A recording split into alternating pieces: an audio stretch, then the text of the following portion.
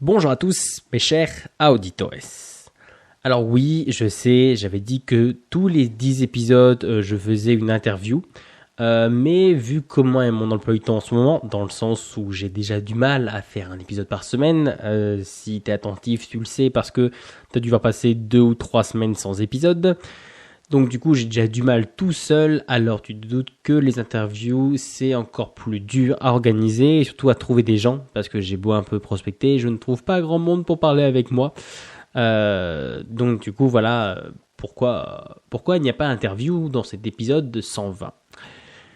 Et d'ailleurs, j'allais oublier, mais avant toute chose, bonjour à tous, et bienvenue dans ce 120e épisode d'Electron Penseur.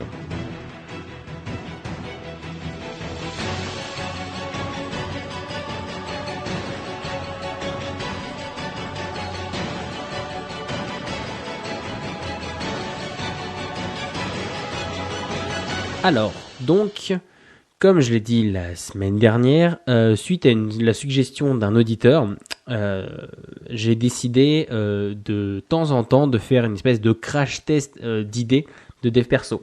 Dans le sens, faire un épisode pour, faire un épisode contre, et faire une espèce de synthèse en gros, de dire que, de finalement de rêver à regarder ce qu'il y a à en sortir, ce qu'il y a d'utile ou autre dans cette idée, dans ce concept ou autre. Alors du coup, qu'est-ce que ça vient foutre dans un truc de gestion du temps alors tout d'abord, en fait, de voir comment on peut les utiliser pour comment on peut utiliser ces aspects du dev perso pour la gestion du temps, comment on peut les appliquer ou autre, donc un peu extrapoler. Et le deuxième élément, c'est en gros, ça vous, selon le retour de l'éditeur, en fait, ça vous fait gagner du temps.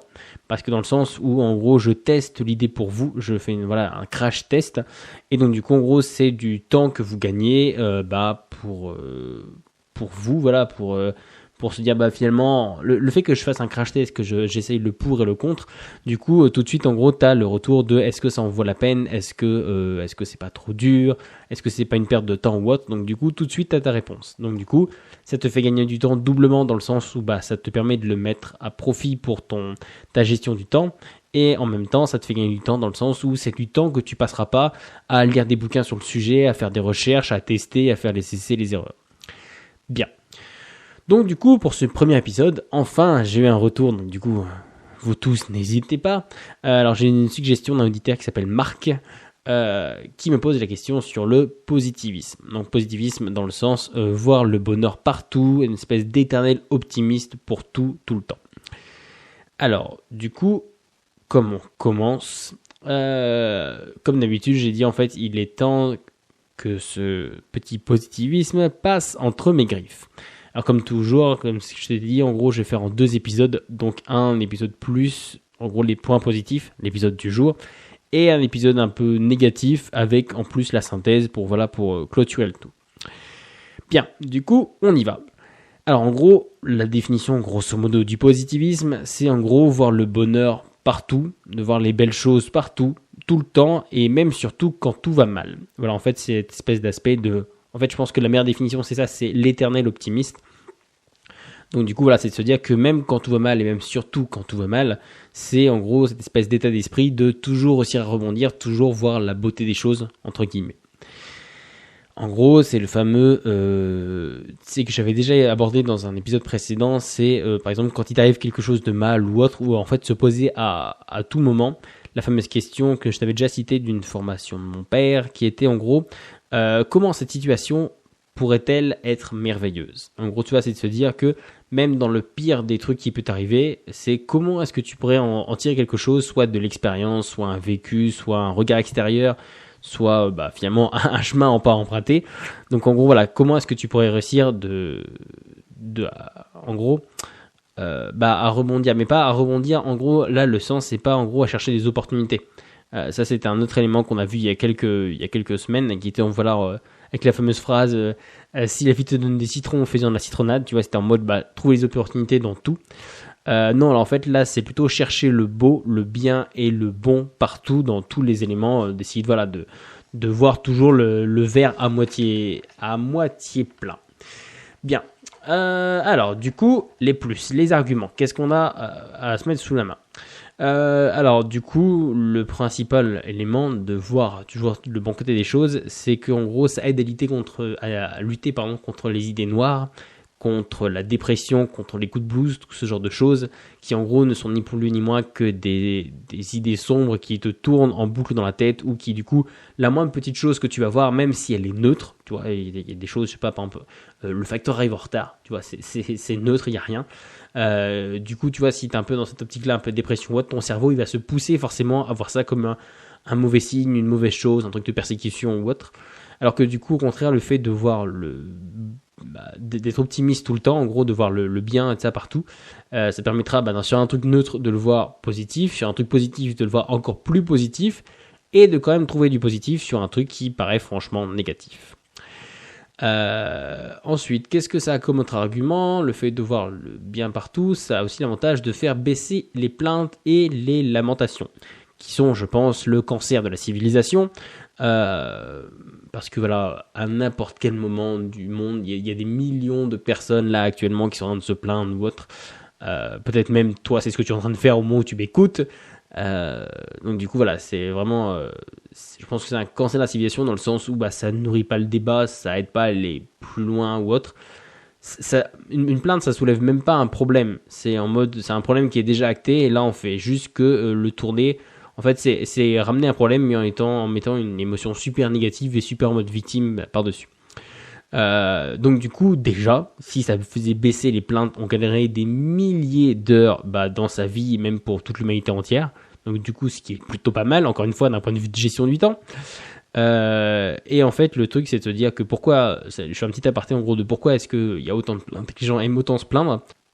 Le corps, tout simplement, en gros, il faut pas... Le corps, ou du moins le cerveau, même s'il y a pas mal de situations où c'est pas la moitié d'un con, là, pour le coup, il se laisse assez facilement tromper. Dans le sens où il voit pas du tout la différence entre une souffrance physique, genre voilà, un bleu, un coup, tu saignes ou autre, et finalement une douleur mentale, tu vois, genre tu vas pas bien, t'as, je sais pas, un gros coup de blues, un truc comme ça. Et donc du coup, lui, comme il voit pas la différence, il le traite les deux de la même manière. Et comment est-ce qu'il traite la douleur physique?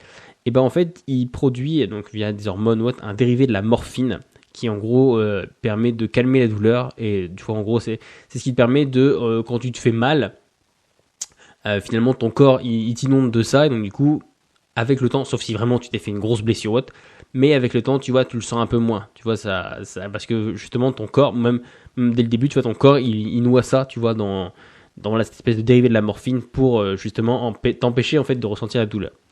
Sauf que le problème, c'est que comme la morphine, c'est addictif, forcément, puisque si t'as un truc qui t'empêche de s'ouvrir, ton cerveau et ton corps, ils en deviennent vite addicts. Et autant, si tu te coupes ou autre, ça peut être plutôt pas mal, autant, comme il fait la même chose avec les plaintes ou autres, en fait, c'est pour ça que c'est autant répandu. Parce que non seulement, voilà, on en reviendra peut-être, mais tu sais, le triangle de Capman, où du coup, en gros, tu te positionnes en victime, donc plus ou moins, tu attires l'attention, et donc du coup, tu attires un peu de soutien. Mais là, en plus, tu as le fait de... ça te fait du bien, en fait, de te plaindre, parce que ton corps, hop, il t'envoie des petits shots de morphine, parce qu'il se dit, oh putain, il va pas bien, il a pris un coup et tout ça, alors que c'est juste fantasmé, c'est juste dans ta tête. Et donc, du coup, c'est ce qui explique pourquoi il y a autant de plaintes, et parce qu'en fait, c'est finalement tout simplement parce que ça nous fait du bien. Voilà, petit aparté fait, et donc, du coup, ça nous ferait gagner des milliers d'heures si on faisait baisser tout ça. Autre point positif, de voir tout du bon côté, en gros, c'est voilà, en fait, c'est ça aide d'avoir le monde différemment. En gros, de manière pas désenchantée, pas fade, pas parano ni rien, parce qu'en fait, on est toujours dans une espèce de. Ce que je dis ça, en gros, c'est parce que un peu comme tout, tu sais, on a tous un peu des illusions sur, ça peut être sur le monde du travail, ça peut être à la fac, ça peut être sur, je sais pas, la vie de famille ou autre. T'as un peu tous des illusions, et donc du coup tu te retrouves tous en ce qu'un peu j'appelle des anges déchus, dans le monde où en fait t'es une espèce de maelstrom de négativité, où voilà, tu vois le mal partout, on peut plus sortir dans la rue, on va nous poignarder, les banquiers vont voler notre argent, voilà, la banquise va venir nous ensevelir demain et tout ça. Bon, ça sûrement, mais pas encore. Mais tu sais, en mode tu vois le mal partout, et en fait du coup le fait de faire l'inverse, de voir vraiment le verre à moitié plein, en gros, ça provoque une espèce d'émerveillement permanent qui te permet, en gros, voilà, qui te stimule dans le sens où tu vois le monde, on va dire, c'est comme si un peu si tu redécouvrais le monde tous les jours. dans le sens où voilà, tu t'émerveilles un peu de tout et tu essaies de chercher. T'es en fait, plutôt que d'être ce qu'on est quasiment tous, et ce que surtout BFM TV est à l'affût de chercher du négatif partout. En gros, là, c'est l'inverse, c'est essayer en gros de chercher du positif partout pour finalement que, justement, en fait, ça, voir le monde différemment. Voilà. Ensuite, quelle autre chose ça fait? Ça augmente les rencontres, l'expérience et les découvertes. Oui, parce que du coup, forcément, si tu vois le monde différemment, si tu essaies un peu de partir à la conquête du monde en le voyant d'un bon œil, du coup, tu vas être moins fermé aux rencontres, donc du coup, tu risques d'avoir plus d'expérience, donc aussi moins social que réel. Tu vois, si tu te dis, je vais dans un nouveau pays, ça y est, les gens vont me poignarder ou autre, c'est pas la même chose que si tu es dans un nouveau pays, que tu te dis, je vais me balader dans la rue juste pour le plaisir, discuter avec des gens ou autre. Donc du coup, tout l'aspect de l'expérience et de la découverte, quoi. En fait, ça découle aussi du fait que, du coup, comme tu te plains moins, comme tu es un peu moins noir ou autre, en gros, tu deviens plus agréable, tu deviens plus ouvert et du coup, tu deviens plus social. Et donc, du coup, voilà, c'est ce qui engendre aussi le fait que tu rencontres plus de gens, que tu crées plus de liens ou autre. Voilà. Donc, pas mal d'avantages finalement.